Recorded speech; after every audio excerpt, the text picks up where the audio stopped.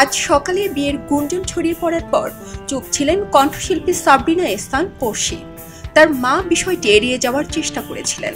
এর মধ্যে পড়শির বিয়ের খবর সোশ্যাল মিডিয়ায় ছড়িয়ে পড়েছে। তবে শেষ বিকেল হতেই মন বদলালেন গায়িকা, নিজেই দিলেন সুখবর। পড়শি জানালেন 10 মাস আগেই বিয়ে হয়েছে তার। আজ 5:30টার দিকে ফেসবুকে আত অনুষ্ঠানের একটি ছবি পোস্ট করেন পড়শি।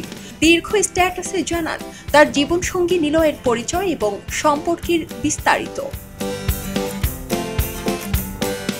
ফেসবুকে পড়শি লিখেন, ভেবেছিলাম বিয়ের সুখবরটা অনুষ্ঠানের সময় দারুণ সব ছবি সহ সবার সঙ্গে ভাগাভাগি করব।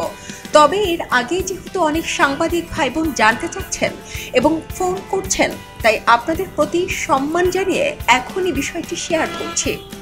আমার জীবনসঙ্গীর নাম নিলয়। আজ থেকে 15 বছর আগে খুদে গানরাজ প্রতিযোগিতায় আমাদের পরিচয় হয়। পড়শি জানান, প্রেম নয়, পারিবারিক সিদ্ধান্তে বিয়ে হয়েছে তাদের। গায়িকা লিখেন, প্রেম বলতে যা বোঝায় আমাদের মধ্যে তেমন কোনো সম্পর্কই ছিল না।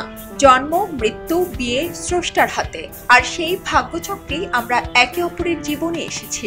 এটি পুরোপুরি পারিবারিক সিদ্ধান্তে। গত বছরের 4 মার্চ হামিম, নিলয় ও পড়শির আগ সম্পন্ন হয়। পড়শির ইচ্ছা ছিল অনুষ্ঠান করে সবাইকে বিয়ের খবরটি জানানোর। তবে এর আগেই বিয়ের খবর ছড়িয়ে পড়ায় কিছুটা বিব্রত তিনি, সঙ্গে আনন্দিত। পড়শি লিখেন, গত 4 মার্চ 2024-এ যুক্তরাষ্ট্র থেকে মাত্র কিছুদিনের জন্য দেশে এসেছিল হামিম, নিলয়। তখন দুই পরিবারের সম্মতিতে আগ অনুষ্ঠান সম্পন্ন হয়।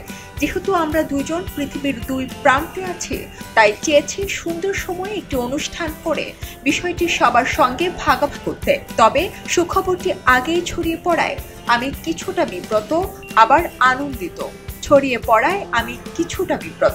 পড়শি জানিয়েছেন, শিগগিরই দেশে আসবেন নিলয়। তখন দুই পরিবারের আলোচনার ভিত্তিতে তাদের বিয়ের আনুষ্ঠানিক আয়োজন হবে।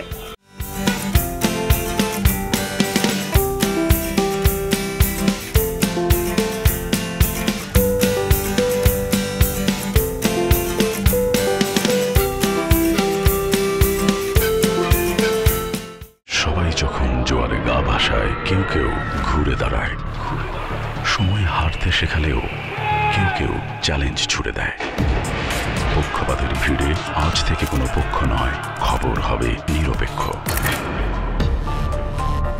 বানোয়ার তথ্যবাদ, খবর হবে নিখাদ।